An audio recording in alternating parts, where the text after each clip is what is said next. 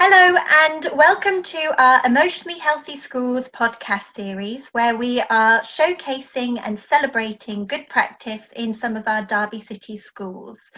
Today I'm joined by Susan Capewell, who is the designated senior lead for mental health at Allenton Primary School, and Lisa Richardson, who is the SEN liaison. Hello, Susan and Lisa. Hello. Hello. So tell us a little bit about Allenton Primary. Allenton Primary, it's a fairly big primary school. It's 2 intake. We do serve quite a deprived area. We've got a high proportion of SEN children, a high level of preschool meals, pupil premium, and we've got a high level of EAL and behavioural sort of issues across the school. I think a lot of it due to being a deprived area. Okay, so tell us a little bit about some of the issues that you've had at Allenton around emotional well-being and how you've been able to tackle them. Right, as a school, we meet for eye care meetings. So we have the inclusion team, which includes the SEN team, the behaviour team, and the safeguarding team. And we meet regularly once a term, and we look at eye cares that staff put in about particular children. It can be about their learning, it can also be about their emotional well-being. From that, we then decide where we're going to go, and it could possibly be nurture groups, it could be anxiety groups, it could be getting somebody externally and mental well-being champion that comes in and he takes them out and does separate work with them. So we have lots of different avenues which we go down to support these children. It could be they do it in a group, they could do it individually, they could do it in small groups of 1 and 2. We also do Lego therapy. We do nurture groups based on specific anger issues, emotional issues, worry, family issues, anything like that. So we cover a wide range, a variety of different things. Okay, so tell me a bit more about how you identify the children.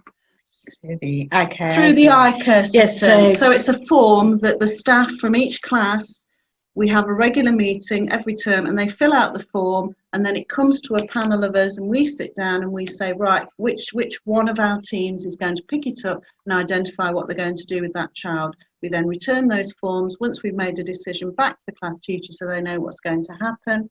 I, for example, do the nurture, so I will collect those children up and decide when I'm going to do it and what I'm going to do. And each activity is based around mental health, well-being, emotions. And each session then feeds into the next session, and we feed back to the staff. The staff, the way they evaluate it is they'll say, that child seems really settled now, they seem happier when they're coming out to you, they seem happier coming back to class, their self-esteem has grown, their confidence has grown. And then the next time I sort of go to the classes and say, which group of children do you need in? They may say that child doesn't need it anymore because their well-being has improved so much. So that eye cares form, is it done with the whole class then? Yes, as a teacher, as an individual teacher, if you identify a child that maybe has changed a little or they're displaying some different issues, you're not quite my concern. So you're not necessarily concerned something's happening at home, and you can raise it as an eye care. We call it an eye care. So I can put on that this particular child seems to have dropped in their academics, they seem more withdrawn, and all that. So then that particular aspect is discussed in a meeting. We then also have my concern, which is separate. So if we've got a higher concern with regard to child and their behaviour is changing, or they've told us something about home, then that goes to the safeguarding team. So we've got 2 safeguarding leads that purely work on safeguarding. They pick that up literally within 10-15 minutes of you posting it through email. Then they can decide if they need to touch the child immediately or not. Then we've got a behaviour lead in school who works on the behaviour support of the children. So we do have some high profile children. So if I give my own class as an example, last year I'd actually got 4 high profile behaviour children who we were having to implement individual behaviour plans. They were not necessarily SEN. There were some avenues of concern, so that was opened up with safeguarding, and it was opened up with behaviour support as well. 2 of the children went on to a part-time timetable because of their behaviour. They would be at risk of exclusion. We work with the children and with the parents, and we look at ways of helping them as individuals move forward. Also, as part of the behaviour management, because we acknowledged probably about a year, 2 years ago, we were having a lot of higher behaviour, and there was a lot of morale issues around school. So the behaviour lead organised half an inset day, whereby all the staff were able to come together and we were all able to discuss the behaviour issues and discuss how to move it forward with behaviour issues. Because we recognise, as a school, we do recognise that it's not the child, it's the behaviour. And we recognise that a child's behaviour is trying to tell us something. Yeah. And so we were looking at ways of trying to help the children, feel more settled. Yeah. So we have things like time out. So even during lockdown, if a child needs time out, they can go for a walk literally around the school. Safeguarding will pick up the other child, take them for a walk around the school field. So it's all about communication with them and working out their angers. And we have the behaviour champion from Derby County who works with individual children that are identified and self-esteem.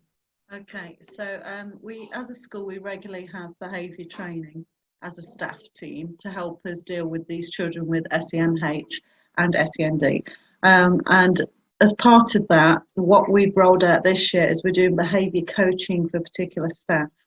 So we've highlighted where there's particular children in the school that suffer with anxiety, suffer with behaviour problems, are bringing things in from home that we're struggling to sort of deal with in the classroom, because particularly in one of the classrooms that I work in, there's only 16 children in that class, but guaranteed there's something kicks off every single morning and one triggers one. So we're going on forever.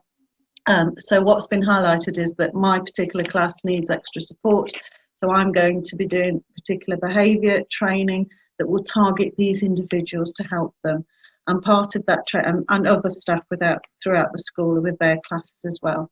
And part of that training will be to help me look at the child as a whole person. So not just look at it from an educational point of view, look at the child as a child that has worries coming from home. Some of them might be from living with their nan or their granddad, or haven't seen their parents, or living with single parents, or just come from a normal home but having behaviour issues.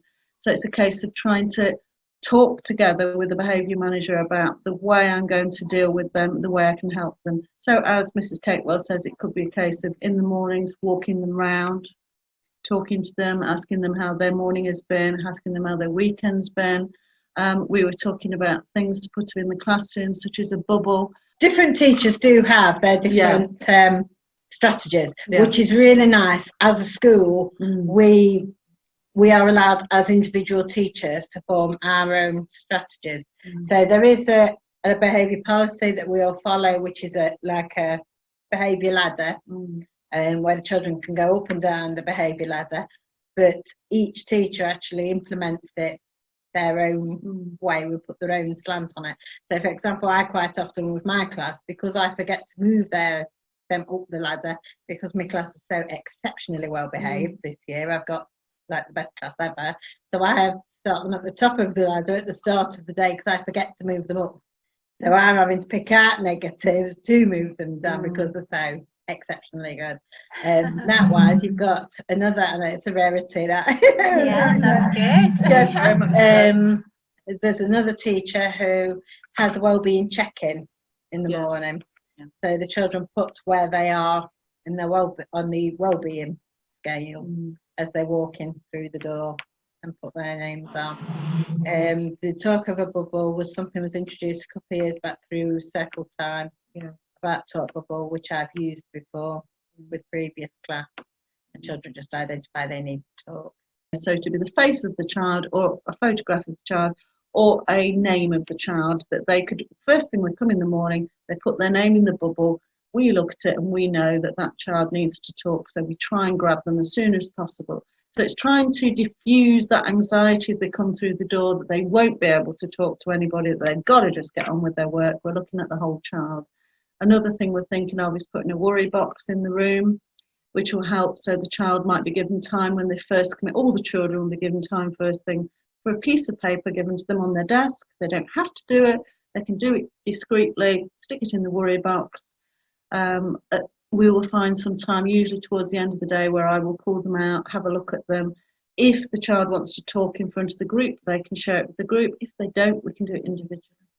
So it's finding ways that supports their mental health and hopefully will help their behaviour and help their learning, because without them being able to learn, there's no point actually trying to help them learn, is there? Because they're not going to achieve it. So it's all these different strategies. So, and each class is different, every child is different. Sorry, I go on about it. I'm very passionate about what I do, I'm sorry.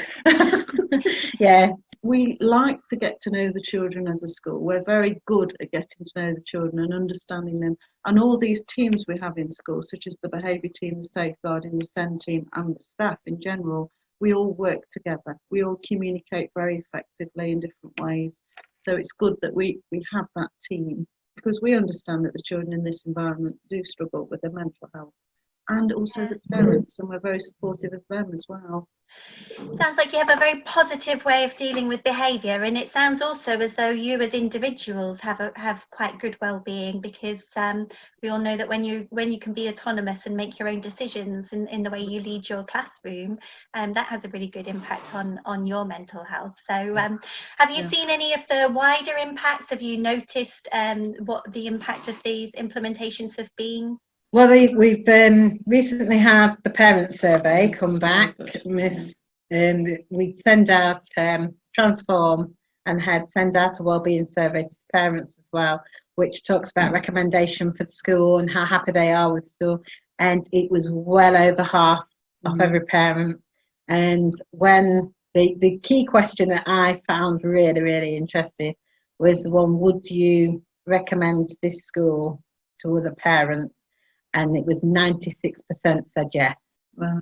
I think that in itself is an accolade. You know, if you've got 96% of parents saying yes, we would recommend it.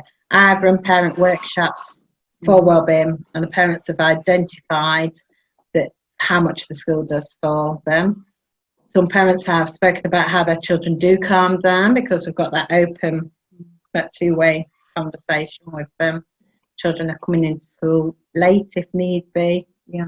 Especially with COVID, because of the sort of one way round, the parents that, you know, they can approach us, especially the SEN parents. We have that very informal approach with the SEN parents, that they can ring us, they can dojo us, we can meet them on the playground if they need to. And we try and have that healthy balance of trying to sort it out alongside the class teacher as to what direction we're going to go with this. So yeah, it's really good.